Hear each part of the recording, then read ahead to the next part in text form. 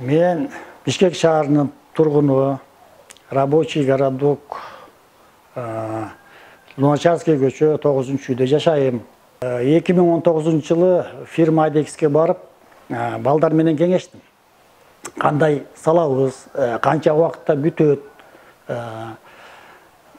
басы кандай болот. Ушул сыяктуу нерселердин бардыгын 2019 барып, булардын айткандары мага жагып калды.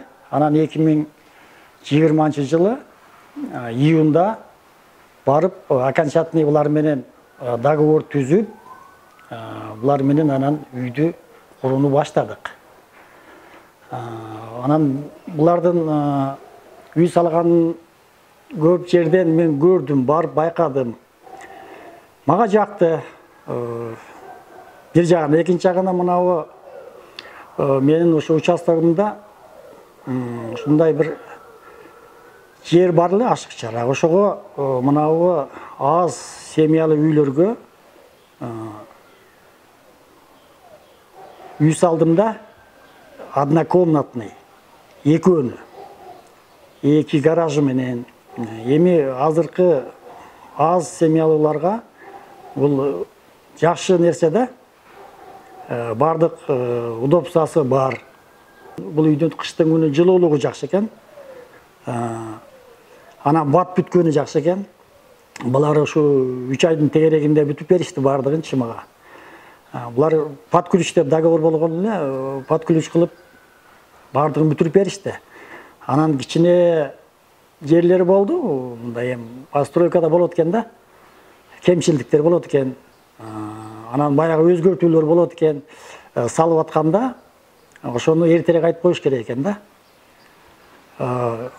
Мисалга терезени капталын өткөрүш керек, же оң жагына же сол жагына дегендей жерлер бар экен. Ошого мага ошолардын салган үйү жакты, ошон үчүн мен ушулардын жардамы менен үйдү куруп бүттүм. Балдар жакшы иштеди, булардыкы поэтапный экен. Фундаментте бир балдар келди, бир бригадасы. Стенаны экинчи балдар, үчүнчүсү крышаны жапты. Эми мынау үй салабыз дегендерге, ушундай мала семейный салабыз дегендерге, же вообще эле өзүнүн үй салабыз дегендерге бул аябай жакшы, экономичный, бат бүтө турган үй экен да.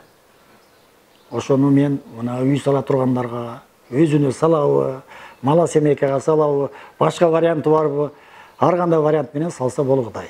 4 этажга чейин деп мага айтышты.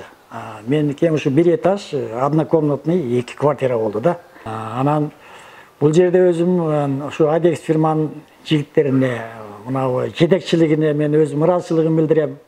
Бул жерде белгилеп кете турган нерсе, бул жерде мына Адекс фирманын жетекчиси Уларбеке, анан мына орун басарлары Нуржигит, Эдилдерге рахмат айтпакмын. Ошондой эле ошол иштеткен бригададагы балдарга чоң рахматымды айтмакмын.